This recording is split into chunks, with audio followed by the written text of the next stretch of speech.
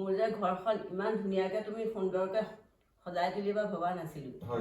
ইমানখিনি কম বাজেটতে এই বিশেষকৈ মনতে ভাবিছিলোঁ কিটচেনটো বনাম বুলি, কিন্তু যেতিয়া তোমাৰ কিটচেনটো ইমান কম বাজেটত মোৰ হৈ গ'ল নহয়, তাৰপৰা সেইকাৰণেই মানে ভাবিলোঁ মানে ঘৰটো ইন'ভেশ্যন কৰি দিওঁ।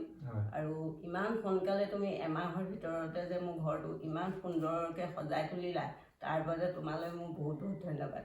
এইখন এখন 30 বছৰ পুৰণি ঘৰ। যদি আপোনালোকে বৰ্তমান ঘৰখন দেখে তেন্তে আপোনালোকে বিশ্বাস কৰিব নোৱাৰে।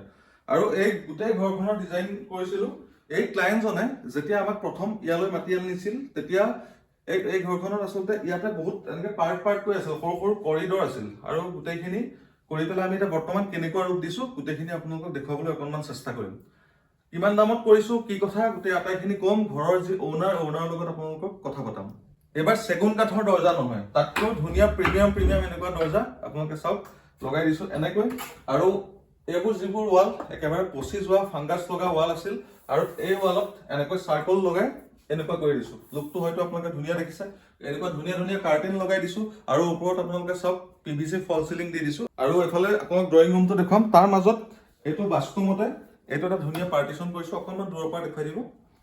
এইটো ধুনীয়াকৈ এনেকৈ পাৰ্টিশ্যন কৰি দিছোঁ, য'ত ইয়াতে শ্ব'পিচ বুকছ গোটেইখিনি এনেকৈ ৰাখিব পাৰিব। ডাইনিং হল আৰু যি ড্ৰয়িং ৰুম নাইবা যি লিভিং ৰুম, তাৰ ওপৰত ধুনীয়াকৈ লগোৱা আছে PVC ফল চিলিং। আৰু বাকী যিখিনি ৰুম আছে সেই ৰুমখিনিত লগাইছোঁ নৰ্মেল আমাৰ যিটো জিপছাম চিলিং, সেই চিলিংখিনি।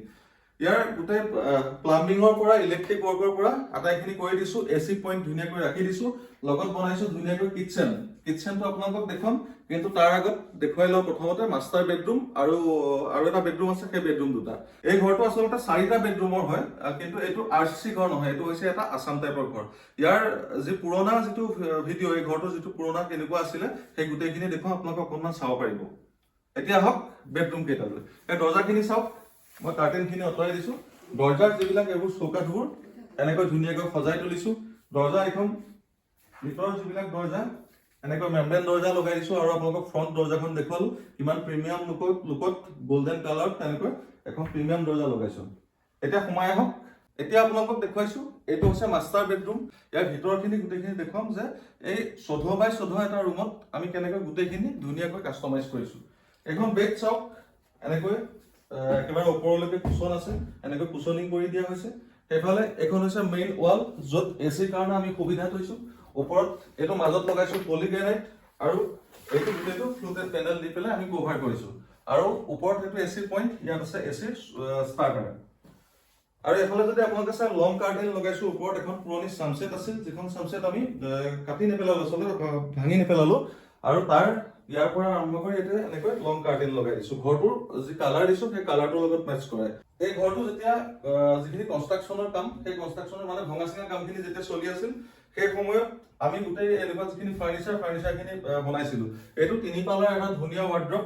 এইটো এনেকৈ যিখিনি নৰ্মেল কাপোৰ ইয়াতে বৰ্তমান ক্লায়েণ্টে থৈছে বস্তু, সেই গোটেইখিনি থ'ব পৰাকৈ এইটো এনেকৈ লগাই দিছোঁ। ওপৰত হেংগিং কৰিব পাৰিব কাপোৰ। এইফালে এইটো হ'ল 2 পাল্লাৰ এটা ধুনীয়া এইটো ৱাৰ্ড্ৰপ চাওক। ইতিমধ্যে ক্লায়েণ্টে ইয়াত কাপোৰ থৈছে। ইয়াতে হিডেন লকাৰকে আদি কৰি গোটেইখিনি যেনেকৈ বনাব লাগে সকলোখিনি বনাই দিছোঁ। যিটো ৱাৰ্ড্ৰপ, সেই ৱাৰ্ড্ৰপটোৰ লগত বনাই দিছোঁ ধুনীয়াকৈ এইটো ড্ৰেছিং এৰিয়া। ইয়াত ধুনীয়াকৈ গোটেইখিনি যি কছমেটিক্সৰ পৰা আদি কৰি সকলোখিনি ইয়াতে থ'ব পাৰিব। আৰু এইটো হৈছে ড্ৰেছিং গ্লাছটো, এটা ধুনীয়া গ্লাছ। আৰু ছাইডত লগাই দিছোঁ প্ৰফাইল লাইট, এটা ধুনীয়া লুক দিছে আপোনালোকে চাওক। আৰু তলত এইটো এখন ষ্টুল ইয়াতে বনাই এনেকৈ ধুনীয়াকৈ ভিতৰত ভৰাই থ'ব পৰাকৈ লগাই দিছোঁ। এইটো হ'ল আপোনাৰ মাষ্টাৰ বেডৰুমটো দেখুৱালে। বাকী ৱায়াৰিংখিনি আপোনাক ক'লোৱে যে যিখিনি ইলেক্ট্ৰিক ৱৰ্ক সেইখিনি আমি কৰিছোঁ। ধুনীয়া কোৰাম বৰ্ড দি ইয়াতে ফিনিচিং কৰিছোঁ। আৰু ওপৰত যদি চিলিংখনলৈ আপোনালোকে চাই, চিলিঙে হওক নাইবা যিখন ফেন লগাইছোঁ চাওক, এই গোটেই ৰুমৰ যি কালাৰ, সেই কালাৰ লগত মেচ কৰে ইয়াৰ যিটো ডিজাইন আৰু ইয়াৰ যিটো কালাৰ, সেইটো বনাবলৈ আমি চেষ্টা কৰিছোঁ। এই ঠাইটুকুৰা আছিলে পুৰণি, মানে এইটো যিটো আপোনালোকে অলপ ৰাউণ্ড শ্বেপত দেখিছে, এইটো আছিল পুৰণি। ইয়াক অকণো নভঙা নিচিঙাকৈ আমি যেনেকৈ আছিল তেনেকৈ ৰখাৰ চেষ্টা কৰিলোঁ। এতিয়া আহক একেবাৰে এটা সৰু বেডৰুম আছে, সেই বেডৰুমটোতে। যদিও এইটো বেডৰুম, এই বেডৰুমটোৰ পিছতে আকৌ হ'ল ঘৰটোৰ একেবাৰে ফ্ৰণ্ট চাইডটো, মানে আমি য'ৰ পৰা আৰম্ভ কৰিছিলোঁ সেই চাইডটো।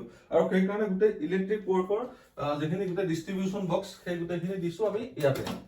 ইয়াত আমি গোটেইখিনি এই বেডৰুমটোত দিবলৈ চেষ্টা কৰিছোঁ। ইয়াতো এনেকৈ চিলিং চাওক, নৰ্মেল, বহুত বেছি একো কৰা নাই, কাৰণ এইটো আমি জিপছাম বৰ্ডত লগাইছোঁ।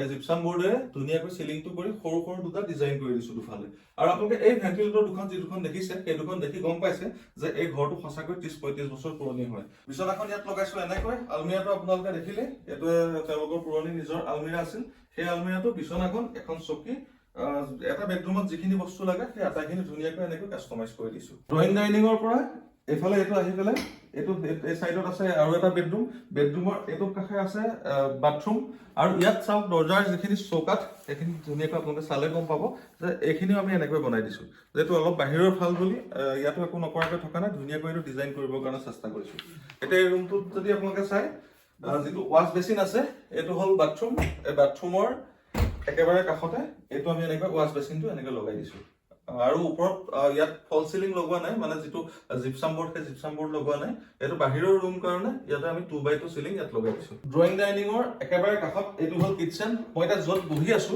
এখন প্ৰথম ডিজাইন কৰিছো এখন মিনি ডাইনিং হিচাপে ইয়াতে ব্ৰেকফাষ্টকে আদি কৰি সকলোখিনি কৰিব পাৰিব এফালে এখন আকৈ চকী ডাইনিং আৰু এফালে এখন ডাইনিঙৰ চকী এতিয়া আপোনালোকে যদি এনেকৈ সোমাই আহে ভিতৰলৈ এই প্ৰথম লুকটো চাওক এনেকৈ ইয়াৰ ওপৰটো চাওক আৰু ইয়াৰ যিখিনি লাইটৰ ব্যৱস্থা কৰিছো সেইখিনিও চাওক ইয়াতে শোপিস ৰাখিব পাৰিব নাইবা এনেকৈ ইয়াতে কাপ ৰাখি থৈছে ক্লায়েন্টে এই গোটেই বস্তুখিনি একেবাৰে ধুনীয়া এটা লুক আপোনালোকে দেখিব মই নকওঁ কেনেকুৱা লাগিছে আপোনালোকে সেইটো ক'ব আৰু এই আকৌ কৈছো যে এই গোটেইখিনি যেটো খৰচত কৰিছো মানে এই গোটেই ঘৰটো পুৰণা যেটো ঘৰ 30-35 বছৰীয়া পুৰণা ঘৰ এটা ভাঙি চিঙি যেটো খৰচত হৈছে সেই খৰচটো মানে সঁচা কথা ক'বলৈ গ'লে এটা আজিকালি অলপ প্ৰিমিয়াম টাইপৰ এটা মডুলাৰ কিচেনৰ দামত এইটো কৈছো মানে আজিকালি এটা মডুলাৰ কিচেন কৰিবলৈ 7 লাখ টকা পৰি যায় ভাল অলপ প্ৰিমিয়াম টাইপৰ আৰু এইটোনো কেনেকুৱা আমিতো সেই বাজেটটো গোটেই ঘৰটোৱে কৰিলো কিনো কৰিলো কিচেনটো এবাৰ চাব আহক ইয়াত আমি সকলোকে কোৱা নিচিনাকৈ ক্লায়েন্টক গিফট দিছো এটা এইটো ধুনীয়া মানে 4 বাৰ্ণাৰ এটা গেছ চুলা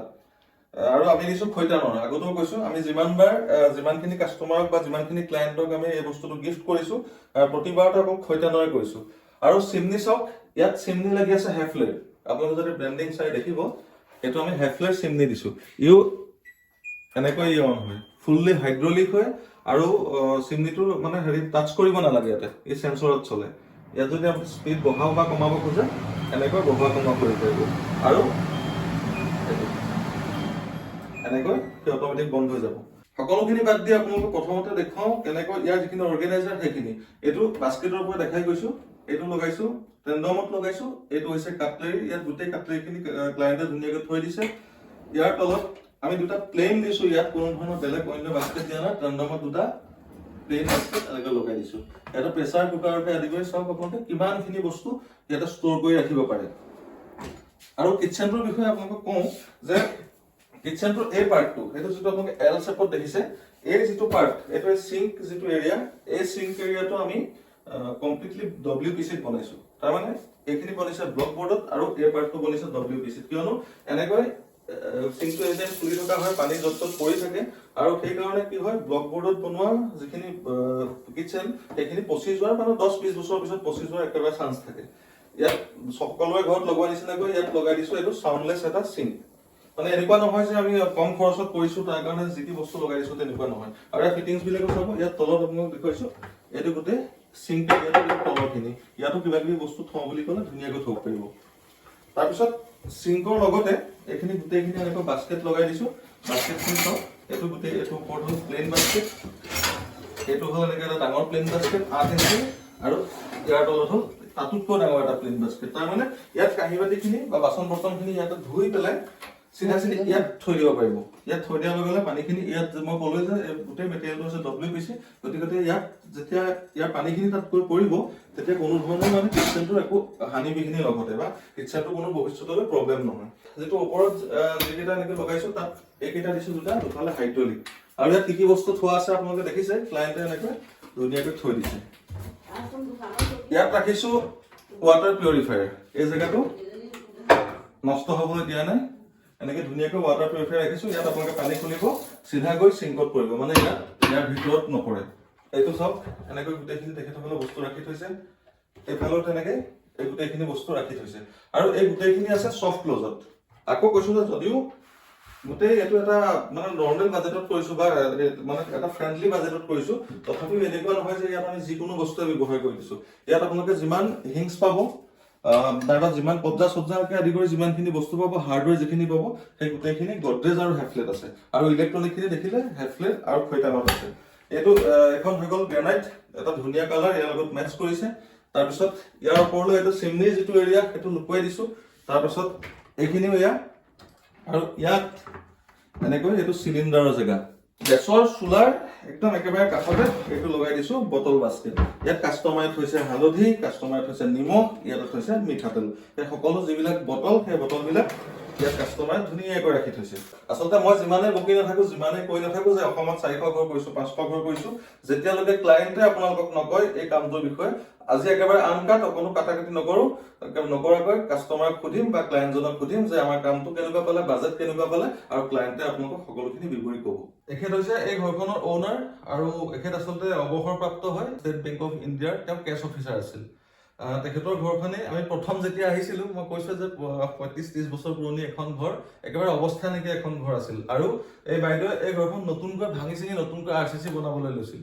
আৰু আমি এখন ঘৰ বনোৱাৰ 4 ভাগৰ এভাগো খৰচ নকৰোৱাকৈ এই ঘৰখন এনেকুৱা কৰি দিলো। বাইদেউ কেনেকুৱা পালে আপুনি আমাৰ কামটো?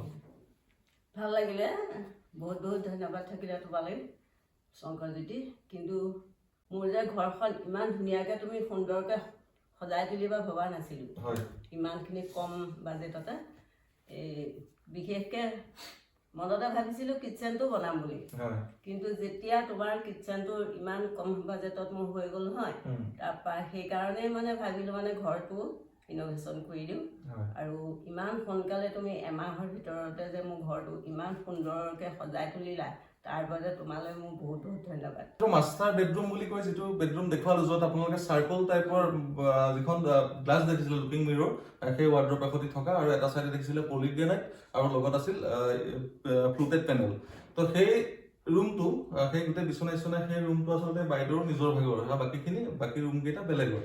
আপোনাৰ নিজৰ একেবাৰে বেডৰুমটো একেবাৰে সঁচা কথা ক'লে জান প্ৰাণ দি বনাইছো আমি। কেনেকুৱা পালে আপোনাৰ বেডৰুমটো থাকি, কেনেকুৱা লাগে? বহুত ভাল লাগে, কালি শুলো আৰু ধুনীয়াকৈ অকলে কালি শুইছো ন, বহুত ভাল লাগিছে। আৰু সেই ৰুমটোৰ কাৰণে আচলতে বহুতখিনি চেষ্টাও কৰিছো, কাৰণ পুৰণি ৰুম হয়, আমি কালাৰ কৰা নাই, মিলাই তেওঁফালে ক'ত কেনেকৈ দিম, মানে ভৱিষ্যতলৈ 20-25 বছৰলৈ লোকচান নোহোৱাকৈ কেনেকৈ বনাম, সেইখিনি বহুত ভাবি চিন্তি অকণমান ডিজাইন কৰিবলগীয়া হ'ল। তাতে অকণমান বাস্তুও চাবলগীয়া হ'ল, সেইকাৰণে তেনেকৈ হ'লেও বনালো। মনতে ভাবিলো যে মই এতিয়া ৰিটায়াৰ হৈ লৈ পেলাই মই ঘৰ বনাই, কিন্তু বনাম, মানুহটো বিচাৰি পোৱা নাছিলো। এই শংকৰজ্যোতিক পাই গ'ল, তেওঁক মানে ইমানেই ভাল লাগিলে, নিজৰ মোৰ ল'ৰা নাই যদিও নিজৰ ল'ৰা নিচিনা মানে মনটোতে ভাৱ আহিলে।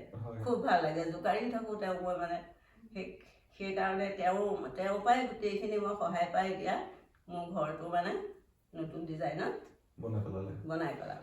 আচলতে আমি যিমানখিনি কাম কৰো, প্ৰত্যেক জেগাতে মই এবাৰ বা দুবাৰ ভিজিট দিওঁ নিজে গৈ, ডিজাইনটো কৰো, পিছত 2-এবাৰ ভিজিট দিওঁ। কিন্তু এই ঘৰখনলৈ মানে গোটেই মই কাম কৰি থকাৰ গোটেই কালচোৱাত এই ঘৰখনলৈ মই আটাইতকৈ বেছি আহিলো। 2 দিনৰ মূৰে 3 দিনৰ মূৰে আহি নিজে কাম চাওঁ, আৰু ঘৰখন ধুনীয়া হৈ উঠিছে, ভাল লাগিছে, ওচৰৰ মানুহেও কৈছে।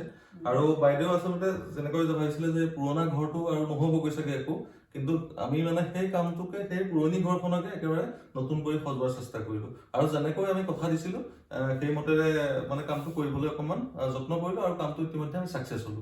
অসমত আমাৰ বহুতখিনি এনেকুৱা ক্লায়েণ্ট আছিল বা এতিয়াও আছে, যে যিসকল ক্লায়েণ্টে নিজৰ ঘৰখন ভাবিছিল যে আমি ভাঙি লৈ বনাব লাগিব। কিছুমান ঘৰত একেবাৰে ফাংগাছ লাগি এৰাই গৈছিল, কিছুমান ঘৰ একেবাৰে কোনো ধৰণৰ ব্যৱস্থা নাছিল, মানে ক'ত বেডৰুম, ক'ত বাথৰুম আছে, ক'ত ড্ৰয়িং ৰুম আছে, বা ক'ত কিটচেন আছে, চব ওলোটা পালোটা হৈ আছিল। কাষ্টমাৰখিনিয়ে ভাবিছিল বা ক্লায়েণ্টখিনিয়ে ভাবিছিল যে পুনৰ নতুনকৈ সেইটো ভাঙি পেলাই নতুন ঘৰ এটা বনাব লাগিব।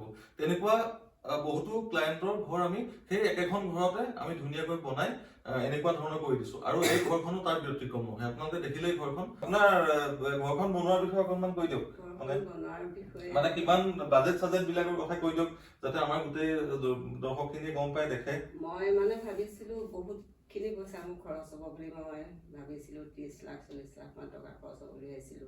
ঘৰটো মোৰ ইন'ভেশ্যন কৰিলে বোলো বহুত টকা যাব বুলিয়ে মনতে মই ভাবিছিলো। কিন্তু এই 7 লাখৰ ভিতৰত যে মোৰ ভিতৰৰ মানে গোটেই ৰুমকেইটা শংকৰজ্যোতিয়ে সজাই পেলালে, মোক সেইটোৰ কাৰণে বহুত বহুত ধন্যবাদ দিলো।